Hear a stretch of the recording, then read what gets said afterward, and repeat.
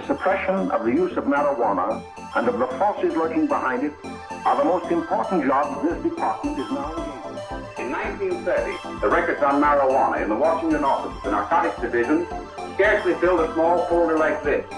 Today, they fill cabinets. Welcome, ladies and gentlemen, Coloradians and everyone that's smart enough to listen from the outside. One of the most amazing plants we've ever discovered.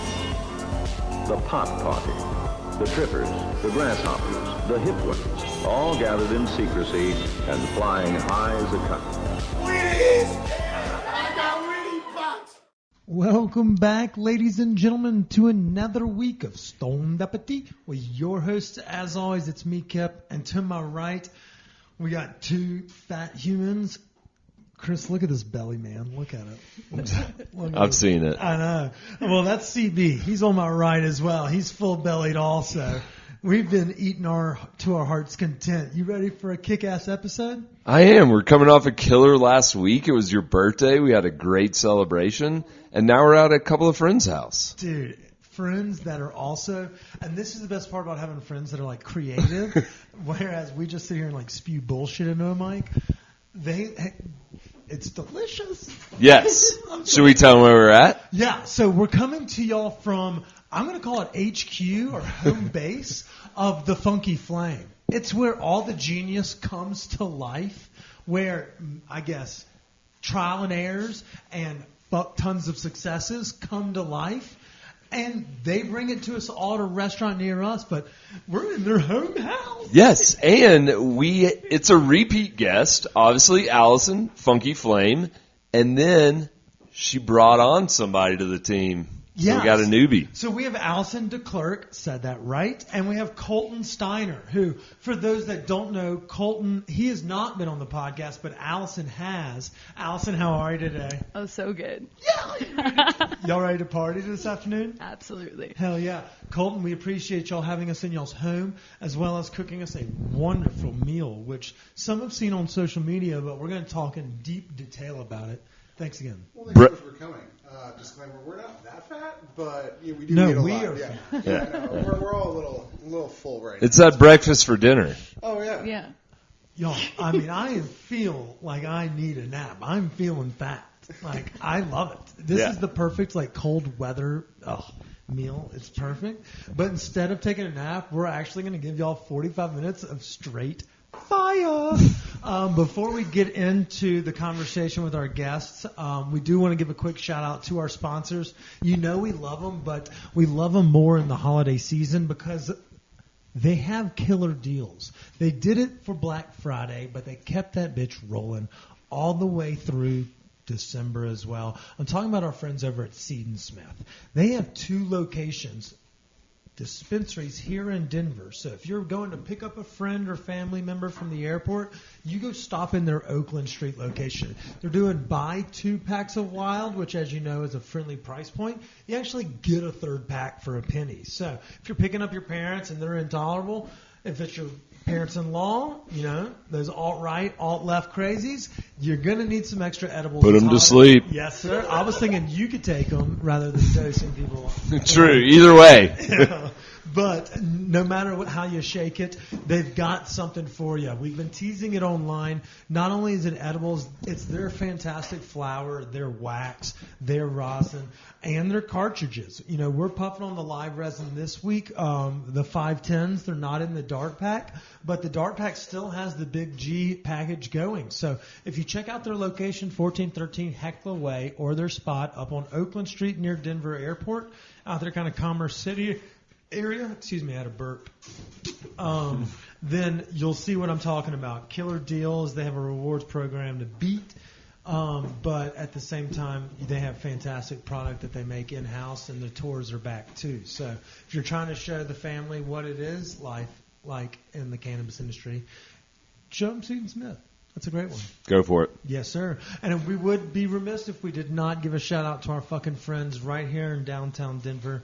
Our friends over at Callie's Cannabis. You know, we love their products. We love their rewards program. And they have a deal of the week a deal of the day every day of the week. So they've got something for you. If you're a vape person, you go on Thursdays. If you're a wax person, you go on Wednesdays. If you love flower, you just go hit them up for $100 ounces on Fridays. There's something for everyone and a deal for everyone. So they have great locations, and they also service some of our favorite brands. You know, the products that we enjoy smoking on and eating, they have everything across the whole gambit, you know, and it's located right there at 21st and Larimer Street. So go check them out. 31st and Larimer. Local mom and pop. Local mom and pop. You know we love supporting local business. So go see those folks. Tell them we sent you. You get a $1 joint in addition to any purchase you get. All right. We paid the bills. Back to the show. Yes, sir. Okay, so full hearts, clear eyes, can't lose.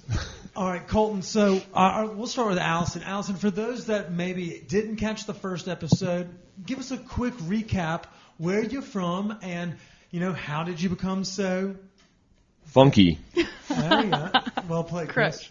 Grew up just outside Detroit, Michigan. Spent the last 10 years in the Bay Area, and then had a little pandemic move out to Denver and started the Funky Flame. That is turning 1 year old December 9th. Hell yeah. Yeah. This week. It's an anniversary episode. Fuck yeah. I think you forgot to mention the part where you lived in the Bay Area and then you said, fuck big tech. And Truth. We already went over this last time, though. Plenty of good things. Started my career there, but baking bread has provided me a lot more joy and fulfillment. Hey, I don't remember anything from the last conversation. So I know you don't. Perfect. I'm going to get ahead of that and be like, I didn't know you said fuck you to big tech. So way to go, Chubby. Well, let's meet your partner in crime and Hella Baker himself. We introduced him earlier, but Colton Steiner. Colton, we like to start every episode the same way, and that's with Chris talking and Kip taking a break because everyone gets sick of me. So, Chris, I'll do the honors and let you have it. Nice. Colton, are you a transplant or a native to Colorado? I am a transplant from California, like most of them are.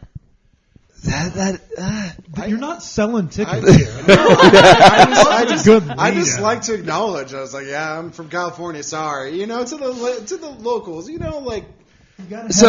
happens. It happened where I'm from. It's gonna happen here. We're just gonna root it. And I'm sorry.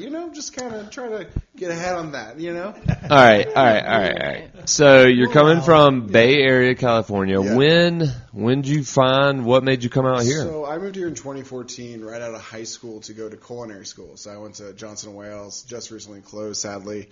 But yeah, I wanted to move out of the Bay. I saw the writing on the wall. I was like, I'm gonna want to cook, and I won't be able to afford anywhere on a cook's salary. So I was like, Denver sounds cool. I was like, it's far enough away from Mom where, she can fly and visit but can't, check in. It's not too long of a flight. And weed was legal at the time here. So I was like, chill. Colorado sounds nice. Not too cold either for a California boy as myself. So, yeah, I moved here in 2014, went to Johnson & Wales, and then through JWU found my job for a long time with Kelly Whitaker of IA Hospitality. I worked at Basta for many years up in Boulder, moved up there, lived there for the past 4 years. So, a transplant, but I've been here for 7 years and definitely have seen Colorado for some time and am very proud to call it home and definitely am setting roots here. So love Denver. Awesome city. Do you miss Boulder at all? I do. How do you start there and not San Francisco? He thought he was like Denver was brutally cheap, and we were like, damn, we're we're grown men. Well, and compared to Bay Area, it might be a little cheaper. That's kind of the ironic thing is that I complain about the prices in the Bay, and then I moved to Boulder, and they're not that much better there. I had 3 roommates back in Boulder in my last house, and I loved them, and it was a great house for it, but it was also that's what I needed to do to afford rent in Boulder. It's expensive everywhere. I do miss Boulder though. It was a great city, great people. It was beautiful. It's one of the most beautiful cities in the world. It's you can't help but just look at the Flatirons and be like, wow, I live in one of the most beautiful cities in the world, really. So I love Boulder. Like, really love the people and the friends I met there, and it has like a really cool culinary scene too that I was like proud to be a part of, for sure. Nice. What brought you down to Denver? Was it I guess? Oh, it's her. Yeah. Yeah. Yeah, it was her. I mean, I went so she's a hell of a baker and cook. She is, yeah. So I was on my way out of IE. I burnt myself out. I was just, I'd worked with them for a long time and worked myself too hard. It was just like my own problems, and was having some struggles with mental health and just needed a change of scenery. My plan was actually to go home, and then I actually met Allison selling her flour through dry storage. So I worked at dry storage, and I was the miller there and helped set up the flour mill. And then her mill went down. She didn't use us, and then waited as long as possible until calling me and asking for flour. Yes. So I went down and to her. And you had a bounced email, and it was like very annoying, and I had to like Instagram DM you to be like, waiting to be made. We were just talking about John I need flour Favreau yesterday. Yeah. So I brought her flour samples on my delivery route, and then brought more, and then followed up, and I was like, hey, I hear you're like starting to like do pizzas. I cooked pizzas for a long time. If you want help, I'd love to come down and just do it for fun, because I had cooked pizzas at Basta for a couple of years, and I hadn't missed doing it because working at the mill, it was much different work than cooking. And it was just like an innocent offer, because like I was moving, I had no like interest. It was. Sorry. Sorry. No, it was. Do that. And Innocent offer, my ass. I was Making trying to a be move, professional. It did turn into more, but she was my client. She was my client, and like nothing happened until I wasn't. I also like desperately needed help. I was trying to do these Yeah. pizza nights in my backyard like by myself, and I was like, fine, this person might know something about pizza. I had no idea like what pasta was, or Next like thing gave you a knew, shit he that knew you something about actually love. had made pizza before. That's Yeah. awesome. Well, then we kept doing a couple more, and then I was gonna leave, and then I came back. So. Yeah, that's what brought me to Denver was her and just doing this. This is a Pixar movie. Yeah, the best line I had was after that first messed up pizza night. I brought her more samples. I was like, hey, I'm sorry, you must be kind of sad, but I brought you some flowers, and they were wheat flowers, not like actual flowers. So I thought that was my smoothest moment. Sappy ass Well done. Well done. Thank you. Look at that. So y'all have a great operation. Y'all are working in y'all have a commissary kitchen, but we've seen, and we've had friends on the podcast that are, also started these companies during the COVID, and we've seen them take off, like y'all are working out of the Radiator, which is a bar / coffee house / restaurant, a couple of days a week, which is here in Sunnyside. So when y'all see all those pictures, you're like, fuck, how do I get this food? That's where y'all can find them. But they also do Denguest catering orders for the holidays. And we're going to talk about all that. But since we last spoke, Allison, this has all evolved mightily. We've gone from just, you were a 4 or 5 bread rotation delivery driver. You were 2 days a week. You wore every hat, and so now you are a kitchen that has like a sandwich. You have pizzas. You have all these brilliant ideas. How did this all come to materialization? It's a lot of things. It's been pretty crazy to think about. Like this a year ago, I could have never even like imagined what we're doing now, and I feel like it all happens really fast. But yeah, I think was doing the bread. Knew that I needed to start adding like something else to that bread, or just like wanted to challenge more. Was using the oven as a pizza oven with friends, so started doing these like pizza nights in the backyard. It makes sense to cook food with the fire, so like the way the oven works is that you heat it up the night before to bake bread. So when we're doing pizza, then it's like using that actual heat to make food, and then the residual heat in the morning. So it's like a good symbiotic circle together, right?